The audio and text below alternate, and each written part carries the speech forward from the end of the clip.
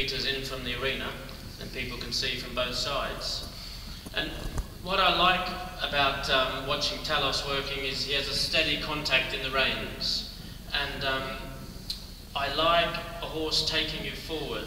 I think the difference from a riding horse and a driving horse is a driving horse pulls a weight, so he's pulling forward, and a riding horse must balance a vertical weight. So to make the transfer from riding to driving, I like a horse to be taking you forward. And if in a ridden dressage world we said Miriam's horse was working a little bit too round, a little bit too deep, it's for the transfer into the carriage. Heel belangrijk is het contact die de Amazone met het paard houdt. Hij wordt nu ook iets ronder gereden. Hij mag ook iets dieper staan onder het zadel, want als het paard eens gaat trekken in de koets, dan moet hij zijn gewicht ook op een andere manier gaan dragen. Vooral ook de voorwaartse stimulans van het paard is belangrijk bij dit werk. And then all we're gonna, Miriam, if we could just ask you to do a 20-meter circle here in the middle, please. Just in working trot. First we look at the rhythm of the horse. It's got a very steady rhythm. The horse is going forward, so we're happy with his work ethic, and the contact is quite steady. We gaan op de grote cirkel, het contact is belangrijk, maar ook de drang naar voren, de cadans, het ritme, wordt hier toch ook wel gevraagd. I'm interested in where the horse's ears are, because I can often tell if a horse is bending through his ribs, his ears will stay level. Hoewel het paard ook gebogen is rond het been van de ruiter in de ribben, moeten de oren op dezelfde plaats blijven staan. So if we ask Miriam to do a 5-meter circle. We gaan naar een cirkel op 5 meter. Ready to run for your life, Mark.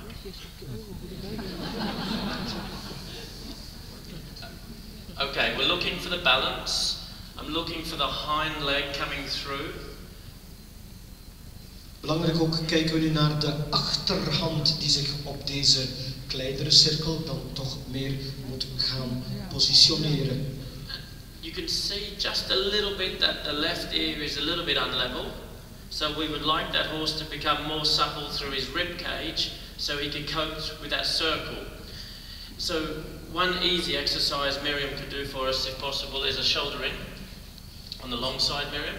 We vragen ook even een schouder binnenwaarts. And shoulder in is a really useful exercise for driving horses, because prior to a corner with a carriage, we want the horse to bend in preparation for the corner. Heel belangrijk is door de schouder binnenwaarts dat we het paard kunnen vragen en stellen om dan ook in de hoek de stelling aan te nemen.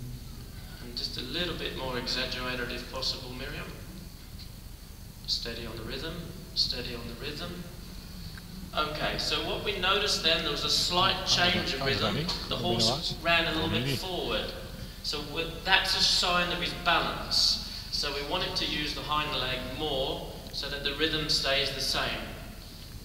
Er was een klein verschil in het ritme, daarom wordt er ook meer gevraagd de achterhand toch nog iets meer te gebruiken en aan te sporen om op dezelfde cadans voorwaarts te gaan.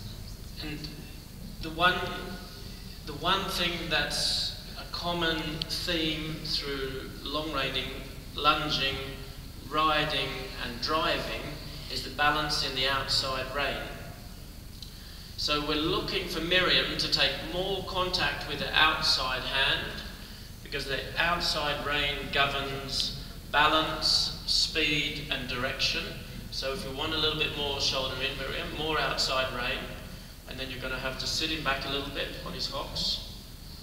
Heel belangrijk is dan ook volgens Boyd de buitenteugel, want die gaat dan toch een hulp zijn voor de balans, de snelheid en het ritme. Good. There's a little bit. Good. A little bit more, Miriam. So the next thing I'm looking for, people may ask, how much should a rider's legs be working on a riding horse in order to make the transfer across to the carriage? Hoe belangrijk zijn de hulpen van de ruiter in bijzonderheid de benen om de transities, de overgangen te maken.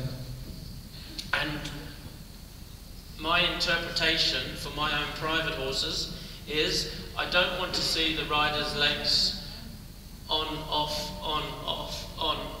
because that's not possible in the carriage. So we want, sorry. Het is heel belangrijk dat de ruiterhulpen, vooral de beenhulpen, niet te extreem, niet te hard en te veel gebeuren. Want eens je gaat mennen, dat is Boyd's persoonlijke visie, heb je natuurlijk die beenhulpen helemaal niet ter beschikking. So this is difficult for Miriam because she doesn't know what I'm going to ask her to do.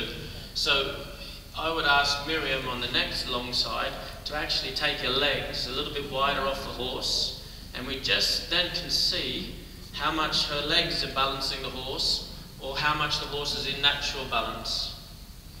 Even vraagt hij de Amazone om de benen iets meer van het paard af te nemen, om te zien welk verschil dit in de oefening maakt.